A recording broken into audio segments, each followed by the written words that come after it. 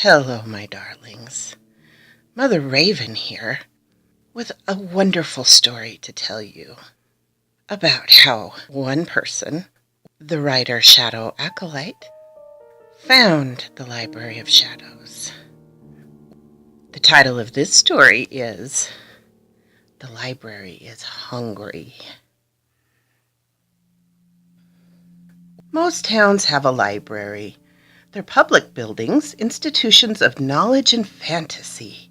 The books held within are almost sacred. Librarians and their assistants, the priests and acolytes of knowledge and lore.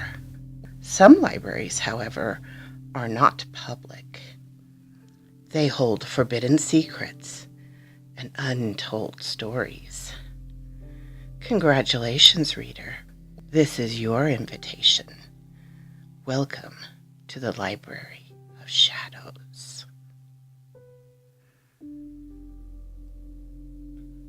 I was always interested in literature, marveling at writers creating entire worlds in the form of text on a page. Literature was my escape, and as a child, I spent huge amounts of time in the local library. I read everything I could get my hands on, filling my head with facts, theories, and countless stories. I read about great wars between magical races. I read of mankind traveling among the stars. I read of human technology with no understanding of what it could mean. I was always driven by a thirst for more. It wasn't until college that I discovered the library. I earned my invitation in college. It was Halloween. And instead of partying with my classmates, I was in the university library reading. I had a Kindle, but there really wasn't any replacement for a real pulp and ink book. I'd sit there for hours, intoxicated by the slightly musty smell of pages waiting to be turned. The reverent silence of the library was a welcome break from long days of lectures and homework. Library staff would clear the building out at 10, starting on the top floor of the building, sweeping for undergrads cramming last second for tomorrow morning's test, or grad students desperately researching for their doomed thesis project. When the librarian came around, they'd beg, "Just another hour, please." But the reply was always the same. "The library is closing now. You are welcome to come back tomorrow." But not me.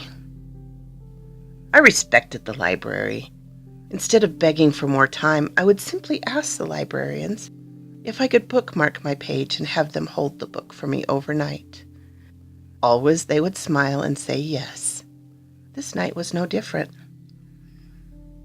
As I packed my bag and headed outside into the crisp autumn air, leaves crunching underfoot, I plugged in my headphones and turned on some music.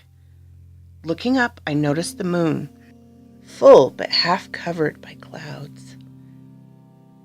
I closed my eyes and took a deep breath. Time to return to my classmates, I thought.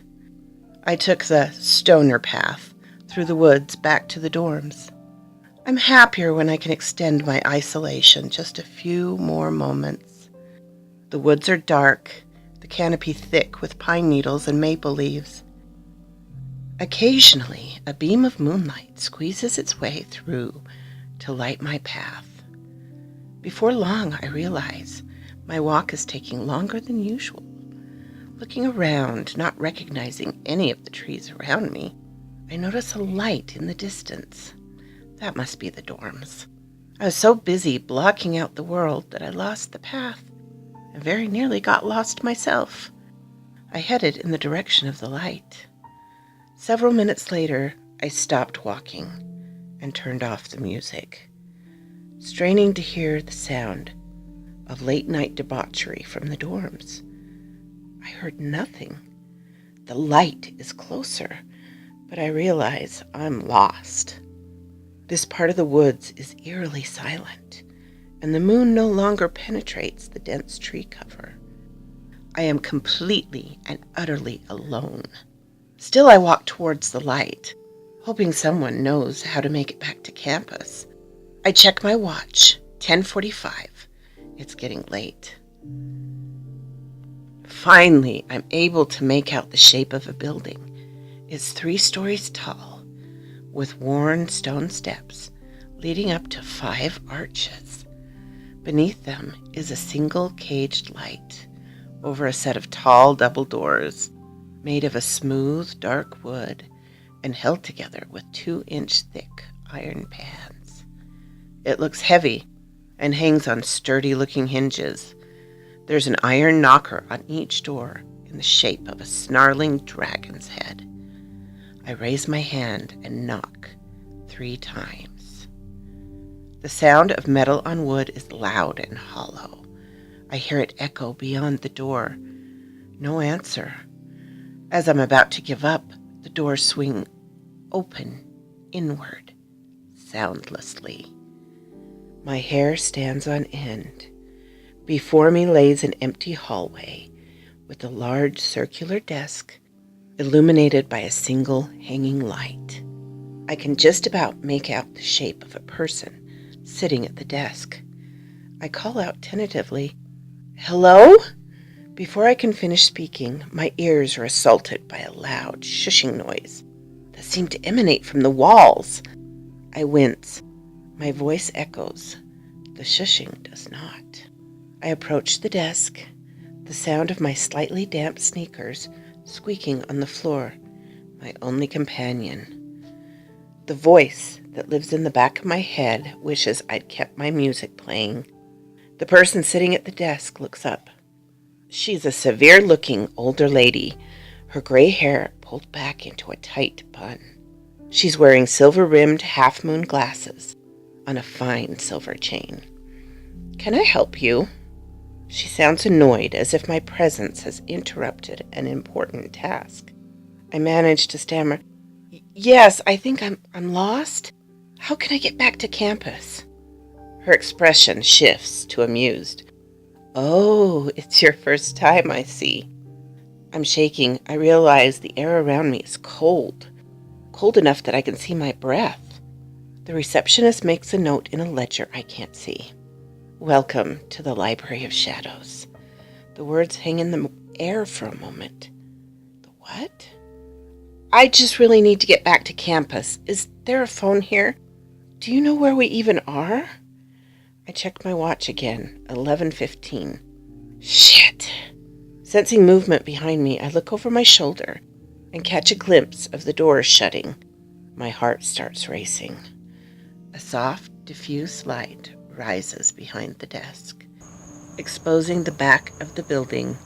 Immediately behind the receptionist's desk, a grand staircase made of stone and carpeted in a deep purple carpet, trimmed with silver, rises 15 feet high to the second-floor landing. Behind that, row upon row of bookshelves stand tall, filled with books. Hooded figures meander between the shelves in silence. Some are pushing carts filled with books to be returned to the shelves. Others browsing the shelves. 1 or 2 are sitting, propped against a bookshelf, reading. A warmth begins to radiate throughout my body, starting in my chest. I feel like I've been welcomed home. The receptionist speaks again, a softer voice this time.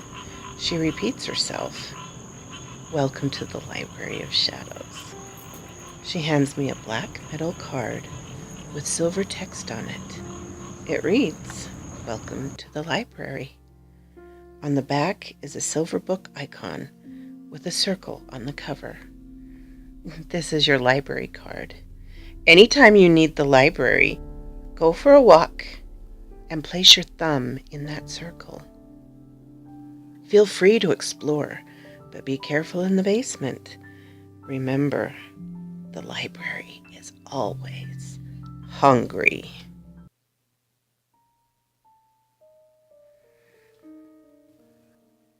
Well, my dears, I really enjoyed that story. And I'm hoping to get more stories about how people have found this library.